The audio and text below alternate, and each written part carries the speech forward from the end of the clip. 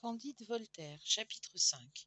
Tempête, naufrage, tremblement de terre, et ce qui advint du docteur Pangloss, de Candide et de l'anabaptiste Jacques. La moitié des passagers, affaiblis, expirant de ces angoisses inconcevables que le roulis d'un vaisseau porte dans les nerfs et dans toutes les humeurs du corps agité en sens contraire, n'avaient pas même la force de s'inquiéter du danger. L'autre moitié jetait des cris et faisait des prières. Les voiles étaient déchirées, les mâts brisés, le vaisseau entr'ouvert. Travailler qui pouvait, personne ne s'entendait, personne ne commandait. L'anabaptiste était un peu à la manœuvre. Il était sur le tillac. Un matelot furieux le frappe rudement et l'étend sur les planches. Mais du coup qu'il lui donna, il eut lui-même une si violente secousse qu'il tomba hors du vaisseau la tête première. Il restait suspendu et accroché à une partie de mât rompu.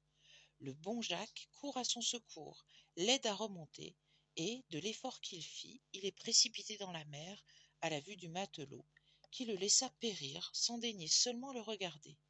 Candide approche, voit son bienfaiteur qui reparaît un moment et qui est englouti pour jamais.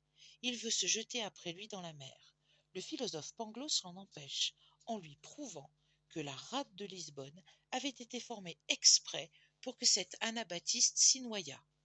Tandis qu'il le prouvait, a priori, le vaisseau s'entr'ouvre, tout périt à la réserve de Pangloss, de Candide et de ce brutal de matelot qui avait noyé le vertueux anabaptiste. Le coquin nagea heureusement jusqu'au rivage, où Pangloss et Candide furent portés sur une planche.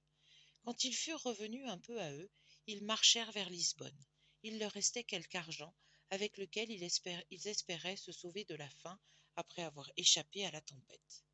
À peine ont-ils mis le pied dans la ville en pleurant la mort de leur bienfaiteur, qu'ils sentent la terre trembler sous leurs pas. La mer s'élève en bouillonnant dans le port et brise les vaisseaux qui sont à l'ancre. Des tourbillons de flammes et de cendres couvrent les rues et les places publiques. Les maisons s'écroulent, les toits sont renversés sur les fondements et les fondements se dispersent. 30 000 habitants de tout âge et de tout sexe sont écrasés sous des ruines.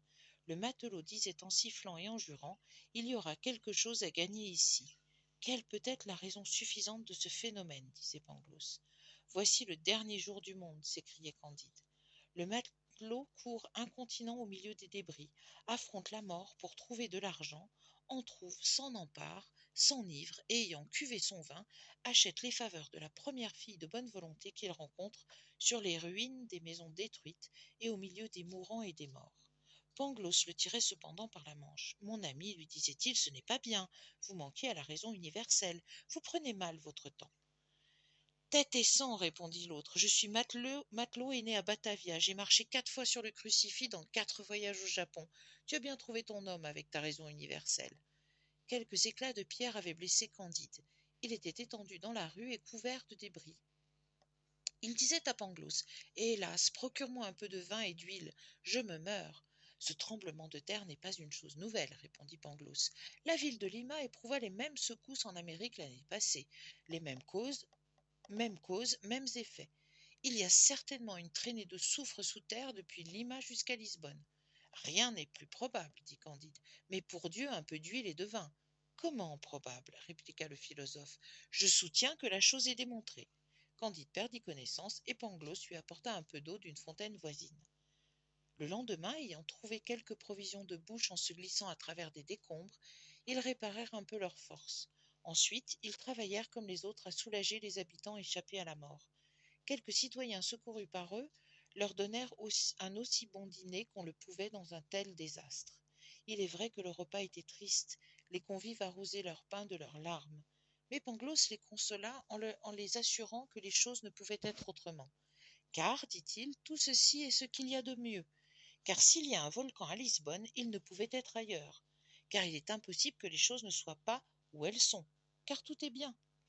Un petit homme noir, familier de l'Inquisition, lequel était à côté de lui, prit poliment la parole et dit: apparemment que monsieur ne croit pas au péché originel, car si tout est au mieux, il n'y a donc eu ni chute ni punition. Je demande très humblement pardon à votre Excellence, répondit Pangloss encore plus poliment, car la chute de l'homme et la malédiction entraient nécessairement dans le meilleur des mondes possibles. Monsieur ne croit donc pas à la liberté, dit le familier. Votre Excellence m'excusera, dit Pangloss, la liberté peut subsister avec la nécessité absolue, car il était nécessaire que nous fussions libres, car enfin la volonté déterminée. Pangloss était au milieu de sa phrase, quand le familier fit un signe de tête à son estafier, qui lui servait à boire du vin de Porto ou d'Oporto.